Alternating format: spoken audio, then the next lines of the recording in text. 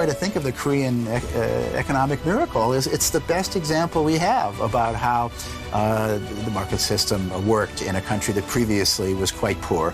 And in one lifetime, people achieved standards of living comparable to the high-income countries. There are other examples, but maybe Korea is the best example of a moderately large country that achieved that. 불과 50여 년 전만 해도 가난한 아프리카 나라들과 다를 바 없었던 대한민국의 경제 수준.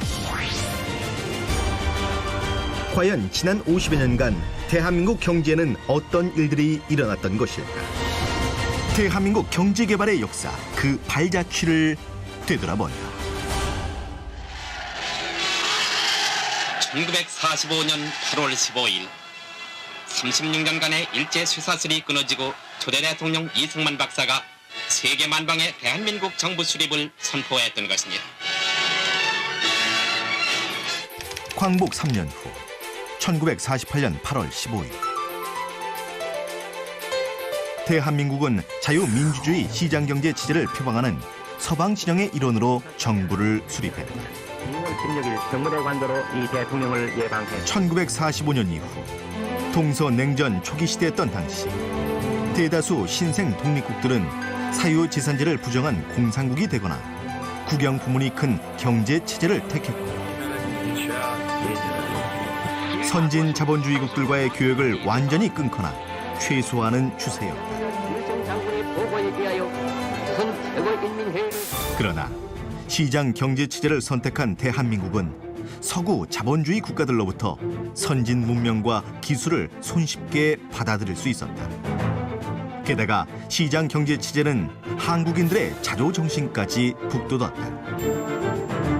파도 광부와 간호사, 월남 기술자, 중동 건설 근로자의 예처럼 한국인들은 자신과 가족을 위해 열심히 일했다. 이처럼 대한민국이 선택한 경제 체제는 좋았다. 그러나 그 출발점에서 대한민국은 자립이 불가능할 정도로 너무 가난했다. 그 당시에는 참 먹을 게 없어갖고 산에 가서 칡뿌리를 캐다 먹든가 또는 막 돋아나는 새싹을 돋아 먹든가 그야말로 빈곤에서 허덕였죠. 하루 3끼 먹는다는 건 호사스러운 거고 하루에 한두 끼를 연명하는 게 타만이었고 말라서 칼퀴같이 앙상한 손을 벌리며 외마디 절기로 부르짖었던 할로 기부미 신트림 나는 입으로 소리쳤던 할로 기부미 6.25 전쟁 휴전 후 대외 원조 없이는 살 수가 없었던 대한민국은 1945년부터 1961년간 미국으로부터 총 31억 달러의 막대한 원조를 제공받아 파괴된 시설을 복구하고 경제를 재건했다.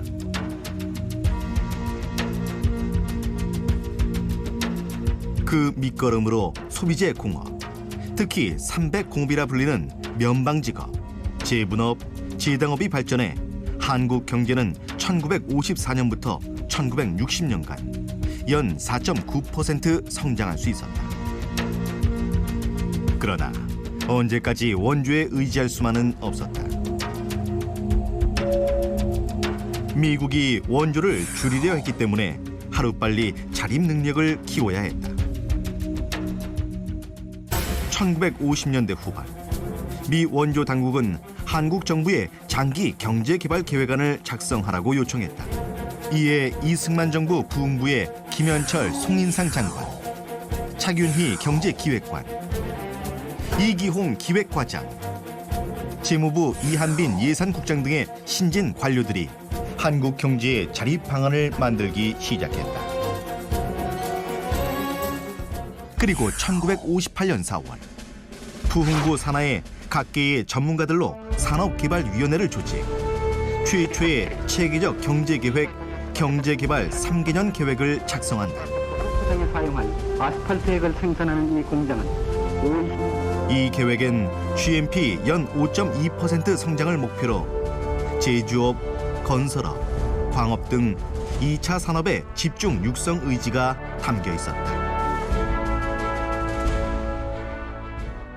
이 계획안이 1960년 4월 발표되었으나 곧이어 발발한 4.19 혁명으로 이승만 정권이 무너지면서 폐기됐다.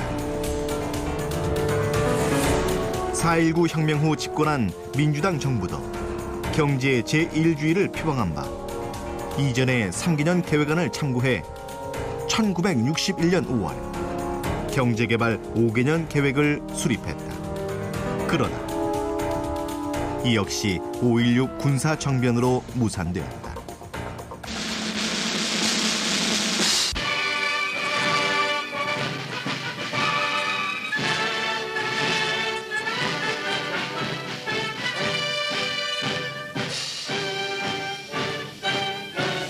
우리의 적은 빈곤과 부정부패와 공산주의입니다. 나는 이것을 우리의 3대 공적으로 생각합니다. 1961년 5월 16일 새벽 박정희가 이끄는 일단의 군인들이 쿠데타를 일으켜 권력을 장악했다. 그들은 군사혁명위원회 명의로 혁명 공약을 발표했다.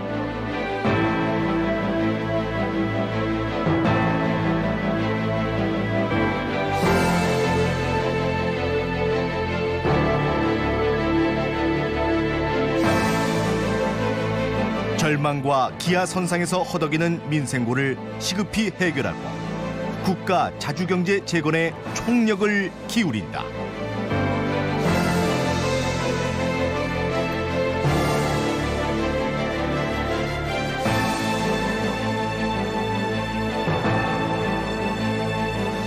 정변 직후 군사정부는 지도받는 자본주의, 계도 자본주의를 제청했다. 국가의 개입, 통제 방침은 분명했으나 민간 기업에 의한 경제 운영이라는 중심 원칙은 흔들지 않았다. 군사 정부는 대기업주들이 경제 건설에 적극 나설 것을 요청했다. 부정 축제 혐의를 받은 기업인들은 경제 재건 촉진회를 구성했다.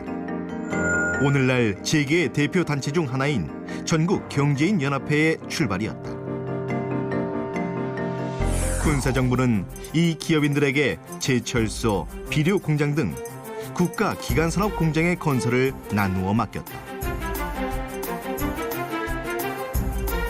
이어 경제기획, 예산부터 외자 도입까지의 결정권을 가진 경제기획원을 설립했다. 그리고 그해 10월, 군사정부는 부정축제금의 환수라는 명목으로 시중은행을 국유화했다. 공금융시장까지 장악한 것이다. 군사정부는 경제개발계획 수립도 서둘렀다. 그러나 1962년 1월 제1차 5개년 계획안을 발표했다. 박정희 대통령의 목표는 5개년 연평균 7.1%의 성장. 경제개발 5개년 계획을 발표. 일본의 소득 배증 계획을 본떠서 10년 후 국민 소득을 2배로 만들겠다는 계획이었다. 하지만 이전 3년간 연평균 2.3%가 성장한 국내 상황을 고려한다면 매우 과도한 목표였다. 이 계획을 위해 그해 6월 내자 동원책을 전격 단행했다. 10대1 화폐 개혁. 새 화폐로 바꾸려고 내놓는 거액의 옛 화폐를 산업 투자 자금으로 쓸 계획이었다. 그러나 거액의 옛 화폐는 나오지 않아 이 시도는 실패했다. 외화 자금 조달도 쉽지 않았다. 외화 수입원도 없고 대외 신인도도 낮으니 차관을 얻을 길이 없었다. 미국은 목표 성장률을 낮추고 종합제철소와 같이 과도한 투자 계획을 취소하라고 요구했다. 결국 당초의 1차 5개년 계획은 실패로 끝이 났다. 애초부터 한국과는 맞지 않는 현실성 없는 계획이었다. 군사정권은 뭔가 혁명을 하고 난 다음에 무엇인가를 보여주기 위해서 상당히 높은 수준의 성장 목표를 추구를 했습니다. 그래서 7.1% 정도의 성장 목표를 추구를 했는데 내자라든가 외자라든가 모두 다 동원하기 상당히 어려운 상태에 빠지게 됩니다. 그래서 이미 1962년 12월이 되게 되면은 수정을 해야 되겠다라는 논의가 나오게 되는 거고, 그래서 이제 다양한 방향을 모색하는 과정 속에서 64년 2월에는 이제 보완 계획을 마련하게 되는 것이죠. 결국 현실적인 실행이 가능하도록 계획을 변경하거나 새 길을 찾아야 했다. 정부는 일단 계획을 대폭 축소하여 1964년 2월 제1차 5개년 계획의 보완 계획을 내놨다. 목표 성장률을 7%에서 5%로 낮췄고 사업 수도 대폭 줄였다. 3개월 후인 5월엔 원화 가치를 대폭 절하했다. 1달러 환율을 130원에서 255원으로 약 2배 인상한 것. 이는 미국의 시장 자유화 요구에 따라 환율을 현실화한 것일 뿐 수출 주도 공업화 전략의 일환으로서 수출 증대를 위해 환율을 올린 것은 아니었다. 하지만 이미 새 길이 열리고 있었다. 1962년부터 공산품 수출이 증가하기 시작한 것. 주요 수출 항목은 양철, 합판, 의류 등이었다. 경제계가 정부보다 먼저 수출 시장을 찾아 활발히 움직인 것이다. 대한상인은 1963년 2월과 6월 일본과 홍콩 등지로 보세 가공무역 조사단을 파견했고 한국경제인협회는 3월 수출산업촉진위원회를 만들어 보세 가공업 조사 등을 목적으로 수출산업조사단을 일본에 파견했다. 그들은 새 수출 공업을 물색하고 제1교포 기업인들에게 모국 투자를 요청했으며 돌아와서는 정부의 제1교포 기업인들이 투자할 경공업 수출산업단지를 서울 근교에 만들어달라고 건의했다. 천우사의 전택부와 같은 기업가들도 각종 수출 진흥책을 정부에 건의했다. 정부 역시 수출 증가에 주목했다. 박정희는 이미 1964년 1월 연도교수에서 근래 공산품 수출의 증가를 특기할 만한 발전으로 언급한 바 있었다. 1964년 5월 새 경제팀이 출범했다. 정일관 총리 이하 이른바 한일회담 돌격 내각에 포함된 장기영 부총리가 그 주역. 장기영은 왕초라는 별명만큼 강한 보수 기질과 탁월한 추진력을 가진 인물이었다. 과거 일본을 왕래하면서 수출 진흥의 가능성을 확인한 그는 수출 주도 공업화로 경제 부흥의 가닥을 잡았다. 장부 정리하게 되면 단 한마디로 아주 보기 드문 노력형입니다. 그가 가지고 있는 추진력이라는 것은 대단한 평가를 받는 그 추진력인데 장부총리가 들어와 가지고는 부총리로서 경제개혁원이 할 수 있는 영역이 확 넓어졌어요. 국제적인 문제에서도 상당히 그 시야를 넓혔어요. 국제 문제를 확 터뜨려 놔서 국제협력을 일으키고 이런 활동을 하기 때문에 경제개혁원의 그 본연의 그 모습이 장기영 부총리가 와가지고 드러났다는 그런 평가를 받게 되는 거라고 생각합니다.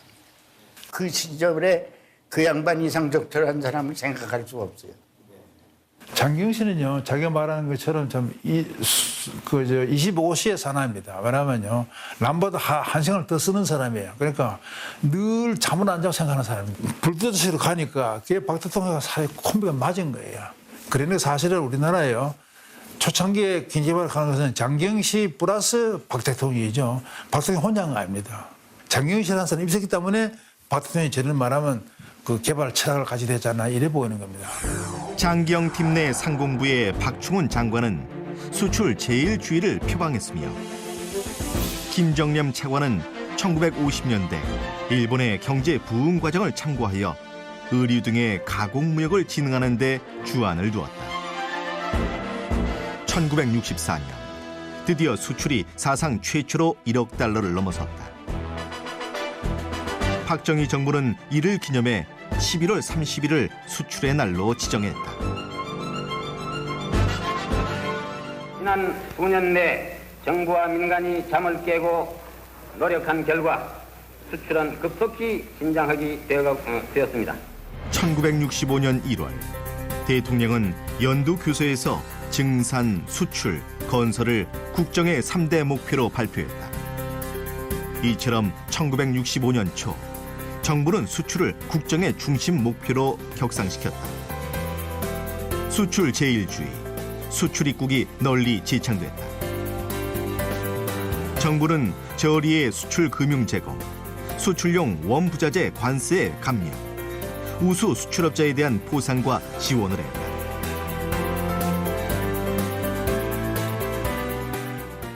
1965년 3월엔 첫 번째 수출 공업단지로서 구로공단의 건설이 시작됐다. 2년 전 기업인들의 일본 시찰 후 건의가 구현된 것이다. 1973년까지 총 60만 평의 세계 공업단지가 만들어져 섬유, 공제, 기계, 전자 등의 많은 업체가 입주했다. 종업자 수는 1978년 11만 4천 명에 달할 정도였다. 1965년 2월부터는 대통령이 직접 주재하는 수출 진흥 확대 회의가 매월 개최되었다. 박정희 대통령은 첫 회의부터 1979년 사망할 때까지 거의 매회 참석, 수출을 독려했다. 이처럼 1964년 하반기에 박정희 정부는 수출에 최우선을 둔 공업화 전략을 택했다. 민간이 먼저 움직이고 성과가 나오자 정부가 그를 중심 정책으로 만든 것이다. 90년대 초반에 민간 주도의 수출 공업화가 시작됐고 정부는 이걸 포착해서 일종의 굳히기 작전으로 이제 들어간 걸로 이렇게 파악을 하고 있습니다. 관이 했던 중요한 역할은 매우 합리적이고 체계적인 정책을 종합 계획을 세워서 그걸 잘 수행했다는 것이고 정부 특히 이 최고 정치 수뇌부는 뭐냐면 수출 공업화를 국시로 이제 삼아서 한 분위기를 유지했다는 데 있어서 정부하고 그다음에 정치가들이 굉장히 중요한 역할을 했다고 생각합니다. 이 전략은 후진국 경제개발사에 일찍이 없던 전략이었다. 그리고 당시엔 그것이 성공할지도 불투명했다. Most people thought that Korea was sure to fail. Most people at that time were either pushing import substitution or who knows what, but no one at the time really praised Korea for its strategy. 훗날 한국의 공업화가 성공하자 경제학자들은 이를 수출 주도 공업화, 수출 지향 공업화로 명명했다. 한국의 공산품 수출이 급증한 것은 고속 성장하던 세계 경제의 흐름을 탄 덕분이었다. 제2차 대전이 끝난 후부터 제1차 석유 파동이 일어난 1973년까지 서구 선진국을 중심으로 세계 경제는 사상 전례가 없는 고도 성장을 했다. 1950년부터 1973년까지 세계 경제의 연평균 성장률은 4.9%나 됐다. 이는 1820년에서 1950년의 연평균 성장률 1.6%보다 훨씬 높았다. 소득과 임금이 크게 상승한 선진국에선 노동 집약적 경공업을 유지하기가 어려워졌다. 자연스럽게 의류, 완구, 가발, 신발, 전자 등 단순 가공 경공업들은 노임이 싼 개발도상국으로 옮겨가게 됐다. 양질의 노동력을 가진 개발도상국은 이 경공업을 유치해 선진국에 공산품을 수출할 기회를 잡았다. 다수의 교육받은 인력을 가진 대한민국이 바로 그런 나라였다. 1960년대 초 한국에는 초등교육 이상을 마치고도 일자리를 얻지 못한 사람들로 넘쳤다. 이들 중 양순하며 인내심 강하고 가족을 위해 희생할 자세가 되어 있는 10대 후반의 나이 어린 여성들이 가장 먼저 섬유, 의류, 가발 등의 제조 공장에서 일하기 시작했다. 이런 세계적 조류 속에서 한국이 경공업 공산품 수출을 중심으로 경제개발 전략을 바꾼 것은 참으로 적절한 선택이었다.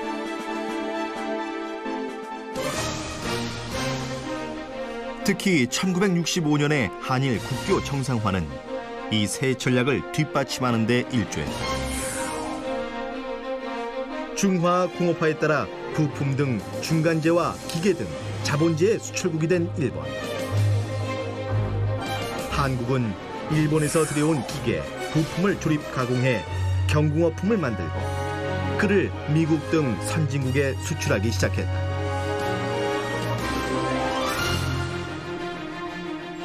65년 국교 정상화는 뭐 크게 보면 많은 논란이 있지만 이렇게 선진국으로부터 특히 일본으로부터 자본재와 기술, 그다음에 금융자본을 수입해서 그거를 통해서 경제 성장과 수출의 기반을 다지고 그거를 통해서 다시 제3국으로 수출하는 이러한 국제 분업의 구조를 앞당겼다는 데 있어서 경제발전사상 굉장히 중요한 의미를 갖고 있다고 생각합니다. 수출은 해마다 급속도로 증가했다. 1961년 4,090만 달러였던 수출액은 18년이 지난 1979년 151억 달러로 368배 증가했다. 연평균 약 40%란 경이로운 증가율이었다. 1960년대에는 섬유 의류, 합판, 가발 등 가공 경공업품이 1970년대에는 섬유, 전자, 주선 등의 제품이 주요 수출품이었다. 먼저 섬유 의류. 의류와 직물 수출액은 1965년 5,760만 달러였으나 1970년엔 3억 3천만 달러로 급증했다. 이는 전체 수출의 40%에 달한 액수다. 초기에는 미가공 섬유 직물이 주로 수출되었으나 곧 의류 완제품이 주요 수출품이 됐다. 특히 스웨터 등 메리아스 제품의 수출이 활발했다. 수출 품목의 또 다른 공신인 합판 역시 노동 집약적 품목. 전후 복구 수요가 일단락되자 목지업자들은 일본의 합판 가공업을 참고하여 합판 가공에서 새 활로를 찾았다. 1970년경 합판 수출은 수출액의 10%를 넘었다. 우리가 뭐 자원도 없고 사람 그래도 그 교육받은 사람들이 있으니까 노동 집약 산업을 한 거거든요. 이제 그거 중에 하나가 합판 공업이라는 게 그래도 그 뿌리가 일본 시대 때 대성목재라고 좀 오늘 합판을 만들지 않지만 그 1930년대 일본 사람들이 만들었던 공장이고 1940년대에 부산의 동명목재, 광명목재 아주 작은 규모지만 합판을 말든들 그 기초가 있었어요. 또 빨리 그걸 흡수할 수 있는 그 인력들을 가지고 있습니다. 기술 인력도 그렇고 고급 인력들이 있고 하다 보니까 합판이 상당히 그 뭐랄까 급성장을 합니다. 머리카락 팔아요. 갈비 삽니다. 어머니들 머리카락 팔아요. 갈비 삽니다. 머리카락 네. 쪽진 머리를 싹둑 잘라내 학비를 내고 끼니를 해결하던 시절. 가발 제조는 우리나라 여성의 섬세한 손재주와 풍부한 노동력, 그리고 무엇보다 국내에서 조달 가능한 원료라는 면에서 1960년대 전반 우리나라에 딱 맞는 업종이었다. 가발 수출을 본격화한 이는 서울통상의 사장 최준규다. 1965년 초여름, 박충훈 상공장관은 상공인과의 면담을 가졌다. 서울통상 주식회사의 최준규 사장이 염색한 머리카락 한 다발을 내보였다. 가발을 만들어 수출하겠으니 원모 수출을 금지해달라는 건이었다. 마침 베트남전을 벌이던 미국이 북베트남을 지원한 중국을 견제하기 위해 중국산 원모로 만든 홍콩, 일본산 가발에 대해 일시 수입 금지 조치를 취하자 한국산 가발은 미국 시장에서 날개 돋친 듯 팔리기 시작했다. 1964년 14,000달러에 불과했던 가발 수출액은 1965년 155만 달러, 1966년 1,062만 달러를 거쳐 1970년에는 9,357만 달러가 됐다.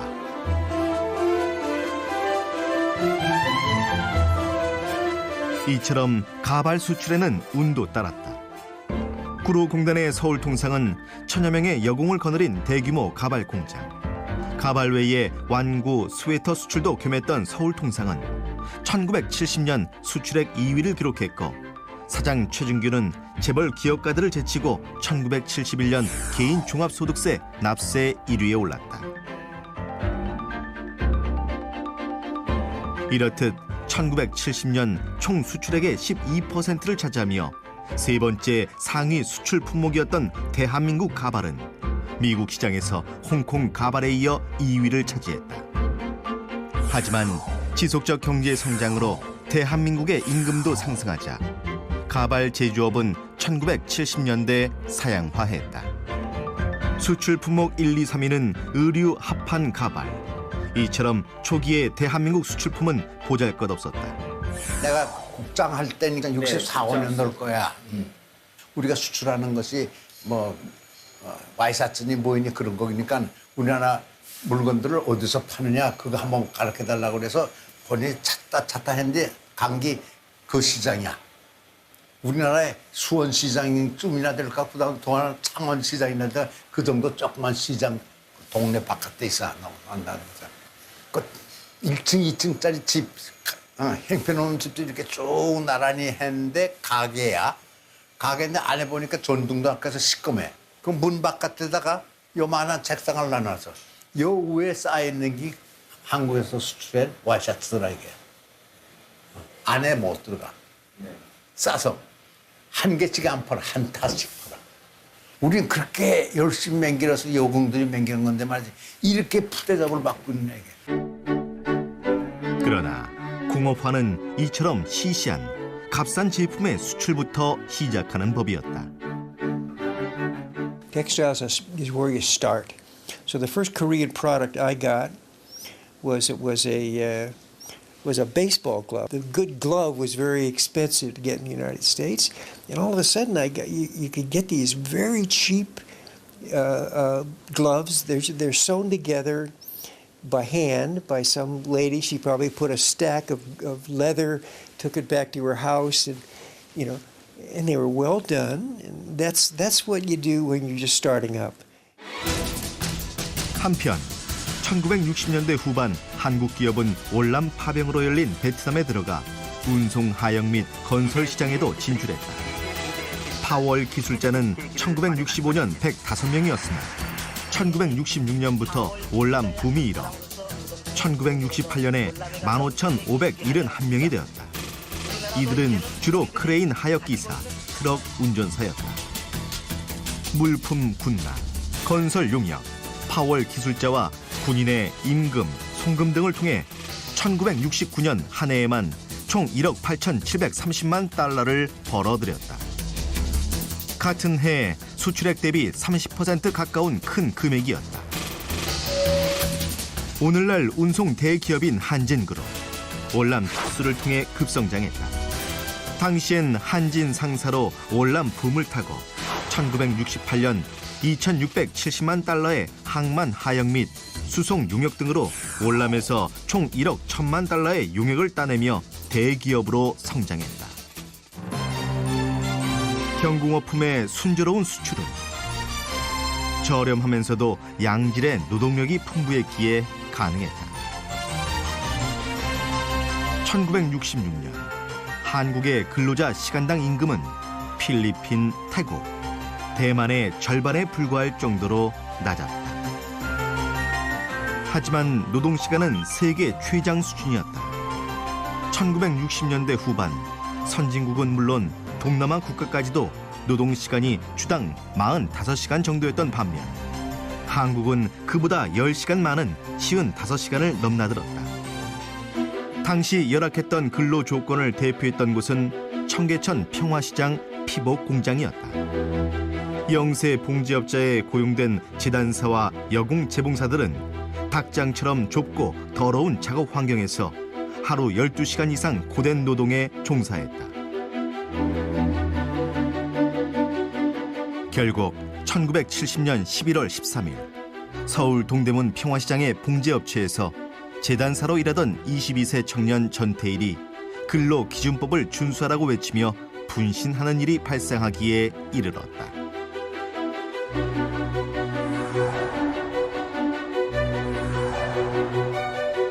저는 피 끓는 청년으로서 이런 현실에 종사하는 재단사로서 참혹한 현실을 정신적으로 받아들이지 못합니다. 1개월에 첫 주와 3주, 이틀을 쉽니다. 이런 휴식으로서는 아무리 강철 같은 육체라도 곧 쇠퇴해버립니다.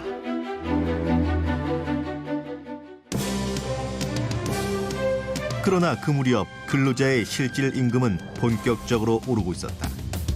실질 임금은 1965년부터 1966년까지 연 5%의 상승 시동이 걸렸고 1967년부터는 연평균 10%로 급상승했다. 이는 한국이 높은 숙련과 기술을 쓰는 산업으로 빠르게 옮겨간 덕분이었다.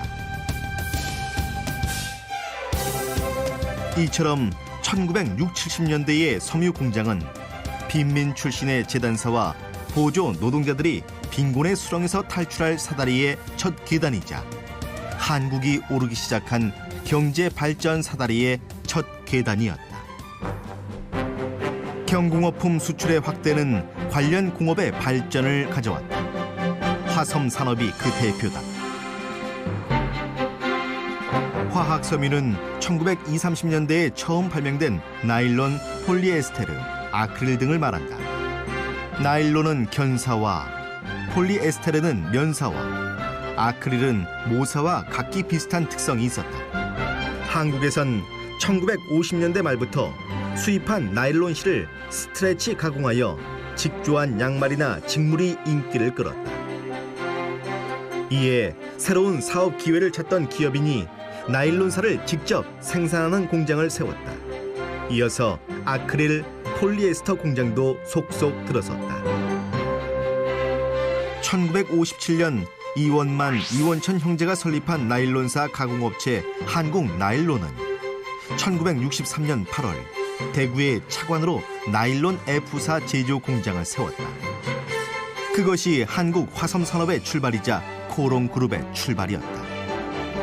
코롱에 이어 한일 나일론과 동양 나일론이 나일론사 생산을 시작했다. 이어서 한일 합섬과 동양 합섬이 아크릴사 생산을 시작했고 1969년엔 성경 합섬이 폴리에스테르사 생산을 시작했다. 이 업체들의 외자 도입에 대해 정부와 은행이 지급 보증을 해주었고 부족한 내자도 은행이 융자해주었다. 훗날 이 섬유 기업들은 재벌이라 불리는 대기업 집단으로 발전했다. 초기에는 국내에서 수입하던 것을 국내 생산으로 대체한다라고 하는 그런 목표를 가지고서 화학섬유에 대한 정책들이 시작되었다고 볼 수 있습니다. 규모를 늘릴 필요가 있었는데요. 그래서 이제 초기에는 수입 대체로 시작했지만 규모를 늘리는 과정에서 그 늘렸던 그 규모 자체가 국내의 내수 수요를 충족하고 그걸 넘어서는 그런 일이 벌어지게 됩니다. 그러면 초과되는 부분을 어떻게 처리할 것인가 하는 것이 중요한 이슈가 되었기 때문에 화학섬유의 생산 자체가 새로운 형태로 새로운 걸로 변화되는 그런 계기가 마련되었다고 볼 수 있습니다. 한국형 노동집약적 산업이 활짝 꽃을 핀 것은 일일이 수작업으로 부품을 조립하는 전자공업에서였다.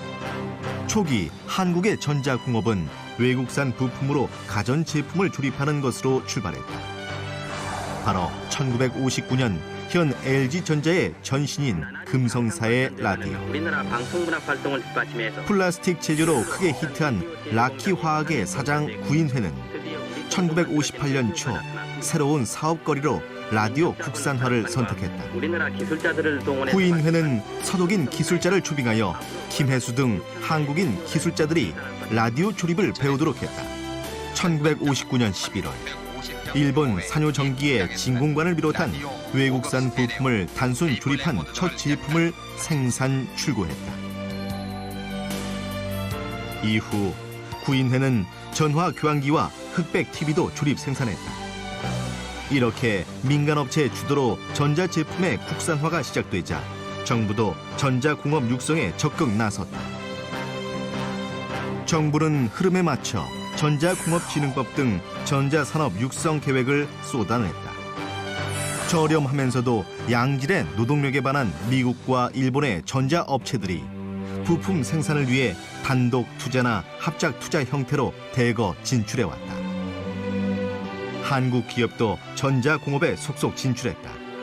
국내 최대 기업 집단이던 삼성은 1969년 TV와 진공관 등 생산품 전량 수출을 조건으로 해서 전자공업에 진출했다. 정부가 전자공업에 대한 지원책으로 1970년대 초에 경북 구미에 대규모 산업단지를 건설함으로써 많은 업체들이 입주했다. 이를 계기로 전기 전자제품의 수출이 비약적으로 늘었다. 초기 수출은 콘덴서나 트랜지스터 등 전자부품 위주였으나 나중에는 흑백 TV와 녹음기 등 가전 완제품 위주로 바뀌었다. 당시 한국 경제의 조립 가공형 특성을 단적으로 보여주는 곳이 마산 수출 자유지역이다. 1970년 정부는 관세 등 각종 조세와 외환관리 면세의 혜택을 주는 마산 수출 자유지역을 설치했다. 외국 자본을 끌어들여 전자기계 분야의 고급 제품을 생산해 수출할 목적이었다. 1970년대 마산 수출 자유지역에는 주로 일본계의 90여 개 업체가 최대 3만 명의 근로자를 고용하여 단순 조립 방식의 전자, 금속, 정밀기기 제품을 생산했다. 1979년의 수출액은 6억 달러가량으로서 한국 전체 수출의 4% 정도였다. 실제로 이제 마산 수출 자유지역을 초기에 구상했을 당시에 정부의 머릿속에서는 정책 속에서는 가능하면 우수한 기업들을 많이 유치해서 국내 고용도 증가시키고 국내 산업 구조 발전에도 이바지할 것이다라고 기대를 했지만 막상 실제로 마산 수출 자유지역을 만들어서 운영해 보니까 투자했던 대부분의 기업들이 일본 기업들이었습니다. 그리고 대부분의 기업들이 일본에서는 사용화되고 있는 그런 업종들이 많았고요. 정부가 기대했던 그런 성과는 많이 나타나지 않았다고 볼 수 있습니다. 수출은 1970년대 이후 꾸준히 급증했다. 1971년 10억 달러를 달성한 수출은 1977년 100억 달러를 돌파. 1988년엔 600억 달러를 넘어섰다. 이 시기에 주력 수출품은 정부의 중화학 공업화 정책과 더불어 등장한 중화학 공업 제품이었다. 1988년까지 수출 품목의 1위는 섬유 의류였다. 하지만 1970년대부터 중화학 제품의 수출이 급속히 늘면서 전자제품, 철강제품, 선박 등이 2, 3위 수출 품목으로 올라섰다. 1980년대 후반엔 자동차가 3위의 수출품이 됐다. 1990년대에는 섬유류를 제치고 전자전기가 1위로 올라서고 새로 화공품, 일반 기계 등이 들어왔다. 이처럼 수출 상품이 단기간 내에 고부가가치화한 것은 한국이 경제 발전의 사다리를 빠르게 뛰어 올라갔음을 뜻한다. 1972년 8월 사우디에서 164km의 고속도로 건설 공사를 따낸 삼환기업. 이것이 최초의 중동 건설 진출이었다. 1973년 말 아랍 산유국들의 주도로 석유 가격이 일약 4배로 오른 제1차 오일 쇼크로 석유 수입액이 급증하고 경상수지 적자가 확대되자 정부는 중동 진출에서 활로를 찾았다. 정부는 은행이 중동 진출 건설사의 지급 보증을 서두록 하여, 즉 건설업체의 부도가 날 경우 은행이 배상하게 할 정도로 적극 지원했다. 선두주자인 사만을 필두로 여러 기업이 도로공사와 항만공사를 수주했다. 특히 현대건설은 1976년에 사우디 주베일 산업항 공사를 수주하는 쾌거를 전해왔다. 주베일 산업항 공사는 콘크리트 블록 암벽과 방파제, 대형 유조선 정박시설 공사로 규모가 무려 9억 4천만 달러로 세계 최대 규모였다. 당시 우리 정부 1년 예산의 25%에 해당하는 금액이었다. 이후 해외 건설 수주액은 꾸준히 증가해 1982년 한국은 미국에 이어 2위를 차지했다. 1976년부터 1981년에 걸친 중동 건설 수주액은 수출액의 절반 가까이 달할 정도. 중동 진출은 오일 쇼크를 극복하는 데 매우 큰 역할을 했다. 대한민국의 기업가와 근로자들이 뜨거운 모래바람이 부는 중동 건설 현장에서 흘린 땀과 수고는 1970년대의 한국 경제를 일으키는 큰 힘이 되었다. 라면에서 미사일까지, 이쑤시개에서 인공위성까지 이 같은 슬로건으로 취급하지 않는 수출 품목이 없었던 종합상사. 종합상사는 일본과 한국에만 있는 독특한 기업 형태로 1975년 수출액이 전체 수출의 2% 이상인 상장 기업을 종합상사로 지정하면서 본격 등장했다. 국내 종합상사 1호는 삼성물산, 이후 쌍용, 대우실업, 국제상사, 한일합섬 등이 뒤를 이었다. 이어 1976년에 고려무역, 효성물산, 반도상사, 선경, 삼화, 금호실업 등이 종합상사 대열에 합류했다. 종합상사 초기에는 소수의 인기 품목을 단순 수출하는 방식으로 1970년대 후반까지 섬유류 수출에 주력했다. 1990년대에는 종합상사가 지닌 영업, 정보, 금융 능력 등을 이용해 서로 다른 형태의 공급원을 한데 묶어 사업을 수행하는 프로젝트형 사업으로 확대했다. 급기야 1990년대 중반 전체 수출의 50%를 차지할 정도로 종합상사는 비약적인 성장을 거두었다. 한마디로 한국 수출의 견인차 역할을 했던 것이다. 지난 50여 년간 수출이 증가하는 동안 수입도 증가했다. 국제 수지 적자가 지속되면서 개발 전략의 지속 가능성에 의문이 제기되기도 했다. 그러나 한국 경제는 수출 성장과 더불어 대외 균형에도 도달했다. 수출과 수입 비율은 수출로 수입을 얼마나 충당할 수 있는가, 곧 대외 자립의 정도를 나타내는데 그 수치는 경제 개발과 더불어 계속 상승했다.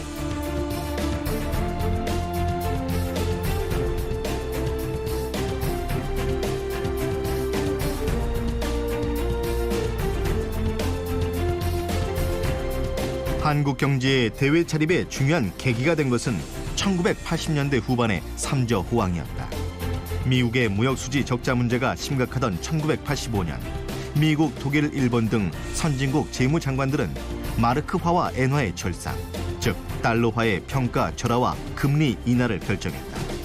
이후 국제 경제는 저달러, 저금리가 펼쳐졌다. 여기에 저유가가 더해졌다. 삼저가 온 것이다. 일본과 서독은 타격을 입은 반면 한국이 뜻밖의 수혜를 입었다. 그간 일본 제품과 힘겹게 경쟁하던 한국 제품은 삼저 덕분에 큰 가격 경쟁력을 갖게 됐다. 한국의 중화공업품 수출이 급증하고 삼저 호황이 왔다. 1986년부터 1988년까지 3년간 한국은 대폭의 무역수지 흑자를 냈다. 외채도 감소했다. 1876년 조선 왕조가 개항한 이후 110년간 무역수지 적자를 면치 못했던 한국. 그러나 1980년대 후반에 이르러 한국 경제는 드디어 대외 자립 국면에 들어선 것이다. 삼저호황은 우리나라만 겪은 게 아니거든요. 다른 국가도 다 좋은 환경에 있었는데 특히 아시아 국가들은 유독 한국만이 굉장한 그 반탄력을 보이거든요.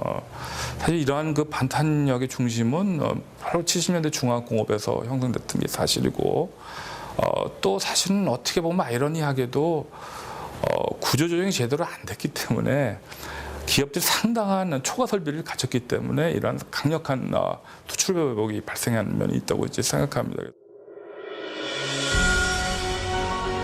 대한민국은 인력 말고는 가진 게 없었다. 풍부한 천연 자원이 있었다면 우리는 합판, 의류, 가발 등을 수출할 생각을 하지 못했을 것이다. 초기에 단순한 가공품을 생산해본 경험이 있었기에 후반에 고도의 기술과 숙련을 요하는 제품을 생산할 수 있었다. 1960년대 초 이래 1980년대 말까지 수출은 연 30에서 40%씩 증가하며 고도 경제 성장을 이끌었다. 수출 관련 산업에 대한 투자가 급증하였고 소득 증가에 따른 소비 증가는 투자의 증가를 불렀다. 이처럼 수출, 투자, 소비가 연쇄적으로 증가하는 선순환을 통해 한국 경제는 세계 최고 수준의 고도 성장을 일으켰다. 이 수출을 통해 한국인은 세계인으로 바뀌었다. 폐쇄된 나라에서 고립된 채 살아온 한국인. 그러나 수출 주도 공업화는 한국인을 세계 무대에서 활약하는 주인공으로 바꿔놓았다. 한국인은 세계의 다양한 선후진국들과 교류하고 협력하는 세계인이 되었다. 이처럼 수출 주도 공업화 전략의 결과 한국에는 세계 경영 체제가 들어섰다. 앞으로도 이 세계 경영의 질을 더욱 높임으로써 대한민국 경제는 더 선진화할 수 있을 것이다.